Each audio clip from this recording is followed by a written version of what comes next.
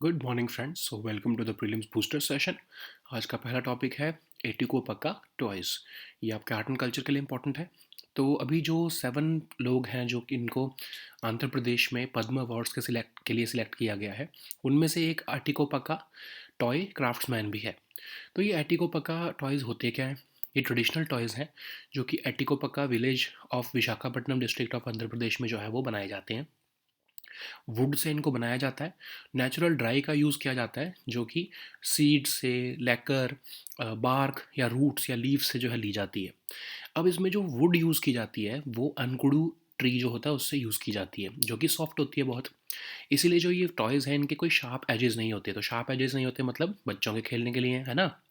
तो हर तरफ से ये राउंडेड होते हैं, ऑल साइड से।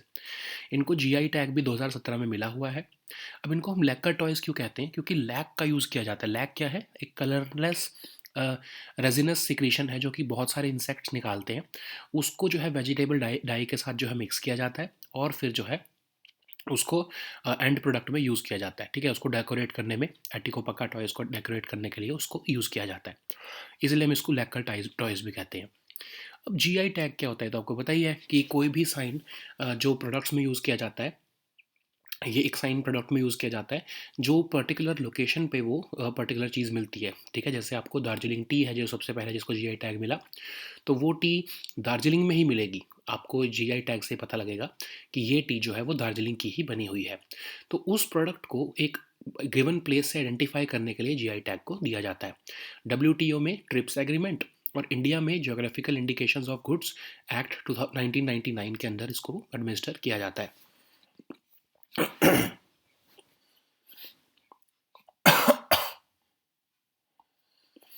नेक्स्ट हम टॉपिक देखते हैं, M1 एब्राम्स बैटल टैंक्स। ये सिक्योरिटी के लिए टॉपिक इंपॉर्टेंट है आपके। तो यूएस प्रेसिडेंट जो बाइडेन जो है उन्होंने रिसेंटली अनाउंस किया है कि वो 31 state of the art M1 Abrams battle tanks Ukraine को भेजेंगे ताकि वो रशियन फोर्सेस से लड़ सकें ऑफ कोर्स। तो यूनाइटेड स्टेट्स का ये मेन बैटल टैंक है। इसको 1978 में मैन्युफैक्चर किया गया और 1980 में यूएस आर्मी को डिलीवर किया गया। यूएस के अलावा Australia, Egypt, Iraq, Kuwait, Poland और सऊदी अरेबिया की जो है आर्मीज़ भी इसको यूज़ करती हैं। पावरफुल और कम्प्लेक्स टर्बाइन इंजन लगा हुआ है। One of the heaviest tanks है इन सर्विस। मैक्सिमम स्पीड इसकी 45 तक होती है। 120 मिलीमीटर की मेन गन है, 0.5 कैलिबर और 7.62 मिलीमीटर की मशीन गन्स लगी हैं और ये 2 किलोमीटर तक की जो है टारगेट्स को एंगेज कर सकता है। नेक्स्ट हम टॉपिक देखते हैं, विजन एमिशन लाइन कोरोनाग्राफ। ये आपके साइंस एंड टेक के लिए इंपॉर्टेंट है। तो आदित्य L1 मिशन के लिए जो प्राइमरी पेलोड है जिसको आप विजन एमिशन लाइन कोरोनाग्राफ कहते हो, उसको जो है हैंड ओवर कर दिया गया है। ये लार्जेस्ट पेलोड है जो आदित्य L1 मिशन में जाएगा और इसमें कोरोनाग्राफ लगा है, स्पेक्ट्रोग्राफ लगा है, पोलरीमीटर मॉड्यूल लगा है, डिटेक्टर्स लगे हैं। इसको आईआईए जो है उन्होंने बनाया है अपने कैंपस में कर्नाटका में। और ये सोलर कोरोना को जो है ऑब्जर्व करेगा, कोरोनल टेम्परेचर को देखेगा, प्लाज्मा वेलोसिटी देखेगा, उसकी डेंसिटी देखेगा और जितने भी ये कोरोनल मास इजेक्शंस होते हैं और सोलर विंड्स होती हैं उसको भी स्टडी करने वाला है। आदित्य L1 मिशन तो पता है आपको है ना कि इंडिया का पहला साइंटिफिक मिशन है सन को स्टडी करने के लिए। तो ये जो मिशन है ये जो स्पेसक्राफ्ट है इसको फर्स्ट लेग्रांज पॉइंट, जहाँ से मतलब सन को कॉन्टिन्यूसली देखा जा सकता है, उस पॉइंट पर जाकर 1.5 किलोमीटर फ्रॉम अर्थ जो है वो टुवर्ड्स द सन जो है ये मिशन जो है स्पेसक्राफ्ट को प्लेस करेगा। अब इसमें आदित्य L1 मिशन में ऐसे 7 पेलोड्स लेके जाए जाएंगे और इसको पीएसएलवी रॉकेट से श्रीहरिकोटा से लॉन्च किया जाने वाला है। अब कोरोनल मास इजेक्शंस क्या होते हैं? तो लार्ज एक्सपल्शन ऑफ प्लाज्मा और मैग्नेटिक फील्ड होता है सन के कोरोना से, आपको पता ही है। और लगभग billion tons of material from the sun जो है वो पर सेकेंड निकलता रहता है, आपको पता है।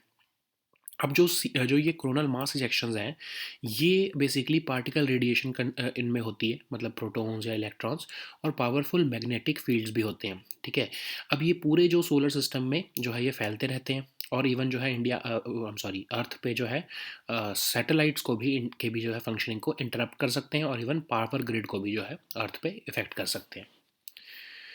नेक्स्ट हम टॉपिक देखते हैं spinal muscular atrophy type 1। Social issues के लिए इंपॉर्टेंट है ये। तो ये एक तरह की बीमारी है। इसमें जो है हमारे एम्स के पेडियाट्रिक डिपार्टमेंट ने एक रिकमेंडेशन लेटर लिखी है एक फादर के बिहाफ पर, क्योंकि उनके 11 मंथ के जो है पेशेंट के लिए, मतलब एक बेबी के लिए फाइनेंशियल असिस्टेंस सीख की जा रही है, क्योंकि उसको जो है इस SMA टाइप 1 से जो है वो ट्रीट होने के लिए पैसा चाहिए। ठीक है। तो ये SMA टाइप 1 होता क्या, एक न्यूरोलॉजिकल कंडीशन है जिसमें हमारे SMN1 जीन में डिफेक्ट हो जाता है। तो जनरली हमारी बॉडी में, हमारी एक नॉर्मल पर्सन की बॉडी में SMN1 जीन होता है जो कि SMN प्रोटीन जनरेट करता है। अब ये प्रोटीन हमारे नर्व सेल्स की, जो कि आपके स्पाइनल कॉर्ड में नर्व सेल्स हैं, उनकी फंक्शनिंग के लिए बहुत इंपॉर्टेंट है, जिनको हम एंटीरियर हॉर्न सेल्स भी कहते हैं इन नर्व सेल्स को। लेकिन यही जो आपके जो ये एंटीरियर हॉर्न सेल्स हैं, यही आपके स्केलेटल मसल्स को कंट्रोल करते हैं, हमारी सारी मूवमेंट्स को कंट्रोल करते हैं। तो अगर SMN1 जीन नहीं होगा तो अमाउंट ऑफ SMN प्रोटीन जो है बॉडी में जो है प्रोड्यूस होना वो कम हो जाएगा। जब वो कम हो जाएगा तो एंटीरियर हॉर्न सेल्स को कम मिलेगा तो उससे क्या होगा कि आपकी जो है एंटीरियर हॉर्न सेल्स या तो मर जाएंगे, या फिर उनकी जो है इम्पैक्ट जो उनका, या फिर जो उनका इफेक्ट है वो बहुत कम हो जाएगा। उससे आपके जो मसल्स ऑफ लिम्स, ट्रंक या ब्रीदिंग या स्वेलविंग के जो मसल्स हैं वो बहुत वीक होने लगेंगे। तो SMA टाइप 1 जो है वो सबसे सिवियर टाइप का होता है। इसमें तो इवन जो है नेक को भी होल्ड रखना बहुत जो है मुश्किल हो जाता है। मैक्सिमम जो है नेक को ही होल्ड कर सकते हो या रोल ओवर कर सकते हो, जो है सिटिंग तो नहीं कर पाओगे। ठीक है, एक चाइल्ड को बेसिकली कहा जा रहा है कि वो सिटिंग नहीं कर पाएगा। ऐसा में टाइप 2 है अगर, तो वो जो चाइल्ड है वो कम से कम सिटिंग कर पाएगा विदाउट सपोर्ट, लेकिन वो वॉक नहीं कर पाएगा। ठीक है, क्योंकि मसल्स इतनी वीक होंगी।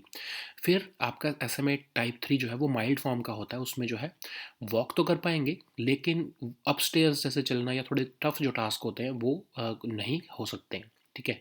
अब SMA को ट्रीट कैसे किया जाता है, तो अलग अलग थेरेपीज़ हैं, जैसे स्पिन राजा, जोलगेंजेमा जोलगेंजमा, रिस्डिपाम। तो बेसिकली पहली वाली जो है उसके अंदर मेडिसिन इंजेक्ट की जाती है स्पाइन में। तो ये किसी भी एज लिमिट में दी जा सकती है, और इससे SMN2 एक्सप्रेशन को इंक्रीज़ किया जाता है और SMN प्रोटीन की क्वांटिटी को बढ़ाया जाता है।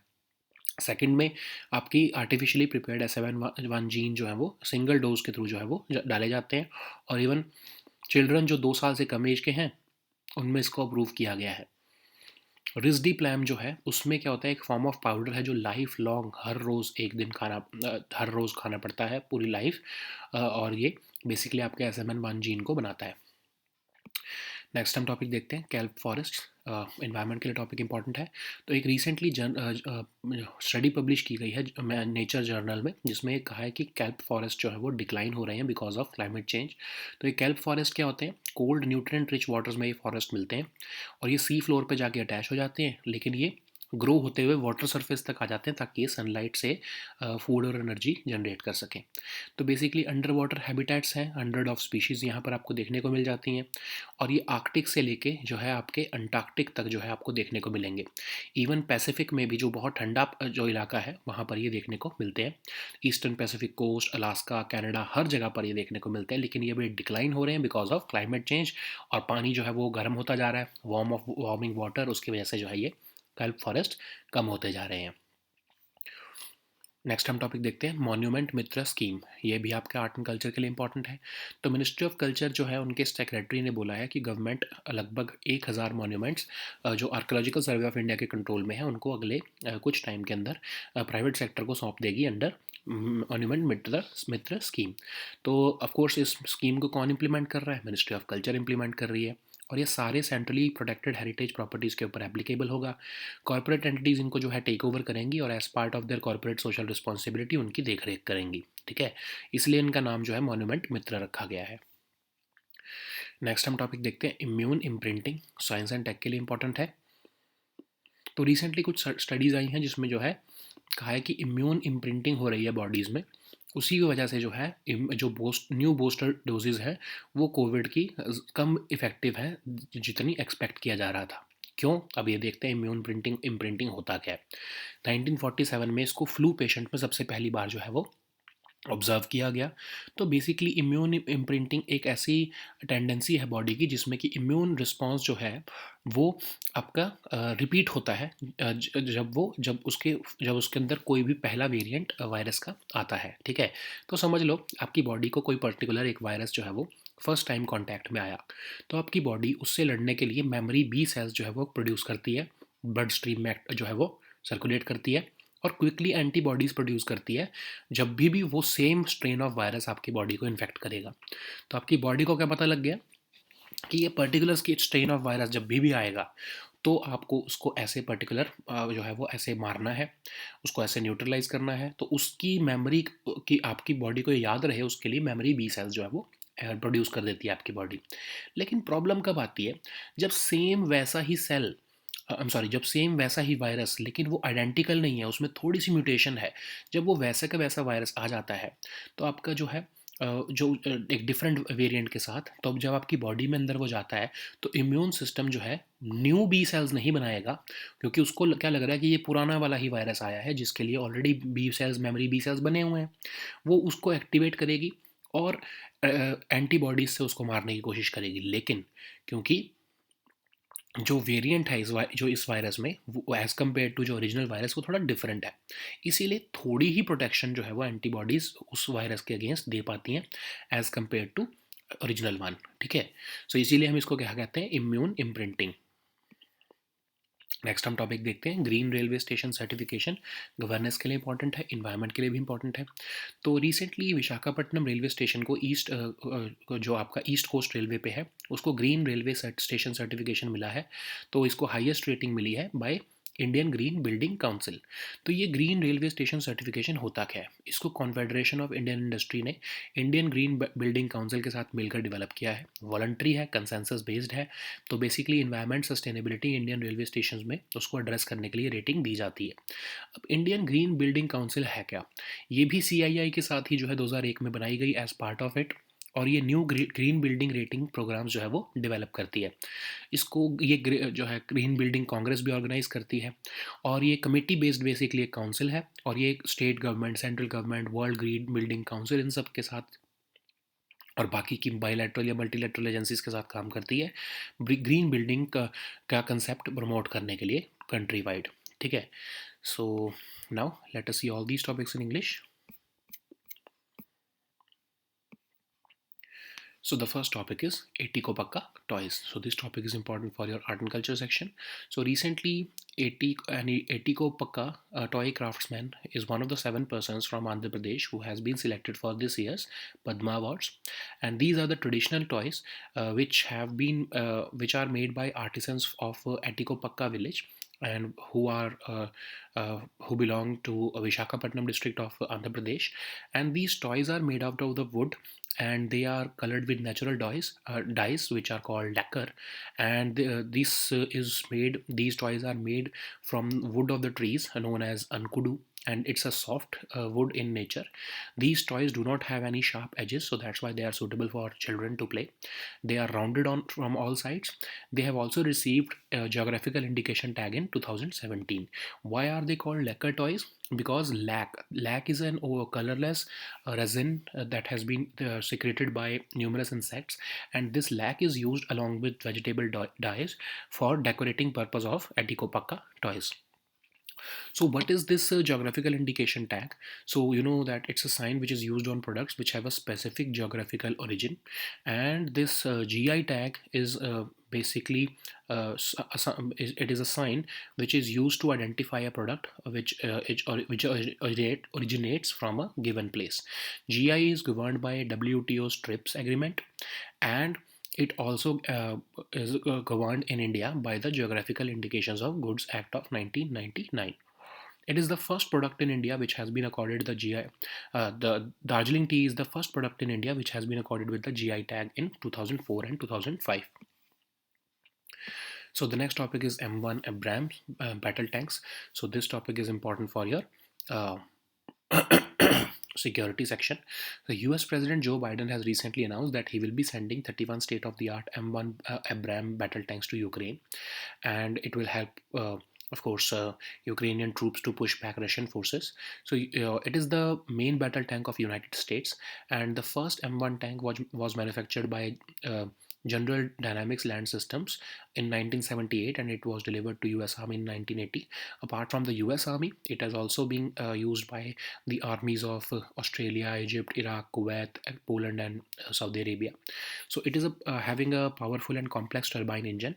It is one of the heaviest tanks in service, and it can destroy a target of about at about 2 kilometer range with a 2 kilometer range. So the next topic is vision emission line coronagraph. This topic is important for your science and tech section. So recently the handover ceremony of visible emission line coronagraph, which is the primary payload of Aditya L1 mission, was held recently. So it is the largest payload of Aditya L1 mission.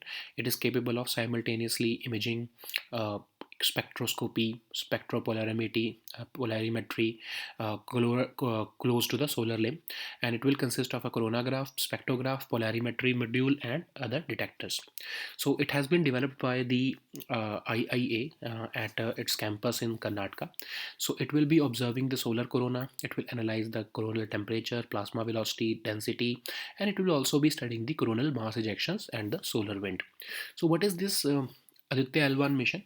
It's the first dedicated scientific mission to the sun, and it will be this spacecraft will be placed at the Lagrange point 1, that is about 1.5 kilometer from the Earth. And this point, what is the uniqueness of this point? Basically, it gives you the continuous viewing of the sun without any occultation or eclipse. So Aditya L1 will be carrying 7 such payloads, but it will be this VELC will be the largest one among them. This Aditya L1 mission will be launched by the PSLV rocket from Sriharikota. So what is this coronal mass ejections? So these are basically the large expulsions of plasma and magnetic fields, which happens from sun's corona. So 1 billion tons of such material comes out from the sun, and this coronal mass ejections contain particle radiation and powerful magnetic fields, which are stronger than which are normally present in the solar wind, and it can create ripples through the solar system, and it can even interrupt satellites and power grids on the earth. Okay, so the next topic is spinal muscular atrophy type 1.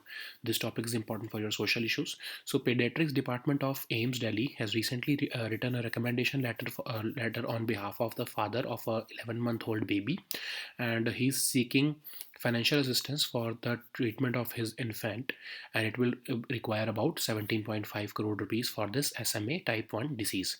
So what is this SMA type 1? So basically it's a neurological condition in which there is a defect in SMN1 gene. So what normally every person is born with a gene called SMN1. It is which produces the protein called SMN protein. This protein is very important for the normal functioning of nerve cells called anterior horn cells, which are present in our spinal cord. And because of these anterior horn cells, the skeletal muscles are controlled. So basically all our movements are controlled due to this anterior horn cells. But if there is no SMN protein, then of course the anterior horn cells effectiveness will start decline, or they would gradually die, which will lead to progressive weakness of muscles of limbs, trunk, and breathing and swallowing muscles. So SMA type 1 is the most severe type, in which the child will never achieve independent sitting. At best, the child can hold his neck and roll over. And in type 2, the child will of course attain sitting, but he or she would not be able to walk independently. And the SMA type 3, it is a mild form of SMA. The affected person can walk independently, but he or she would have difficulty walking upstairs. So how is SMA treated? So basically there are 3 types of therapy which are available. In Spinraza, there is this medicine is injected into the spine, and there is no age limit to whom this medicine can be administered. The next is Zolgensma, which is an artificially prepared SMN1 gene, which is a single dose intravenous infusion, which is used in children under 2 years of age. And Risdipalm is the form of powder which is given orally once daily, and it is given lifelong. Okay. So the next topic is kelp forests. This topic is important for your environment section. So recently a study was published in Nature Journal which says that kelp forests are declining because of climate change. So kelp forests basically thrive in cold nutrient rich waters, and they attach themselves to the seafloor, and they eventually grow to the water surface, and they rely on sunlight to generate food and energy. And they are basically underwater habitats to hundreds of species. They are distributed around the Arctic. So basically, the Canadian Arctic alone represents 10% of the world's coastlines, and they can adapt to severe conditions. They are also present in Antarctic and subantarctic waters, and they also grow predominantly in Eastern Pacific coast, Alaska, Canada, etc. So basically, where there is very cold water. But because of climate change, the waters are warming up. That's why these kelp forests are declining. So the next topic is Monument Mitra Scheme. This topic is important for your art and culture section. So Secretary of Ministry of Culture has recently said that government will soon hand over 1,000 monuments which are currently under the control of Archaeological Survey of India to the private sector. So this scheme is under the Ministry of Culture, of course, and it applies to all centrally protected heritage properties.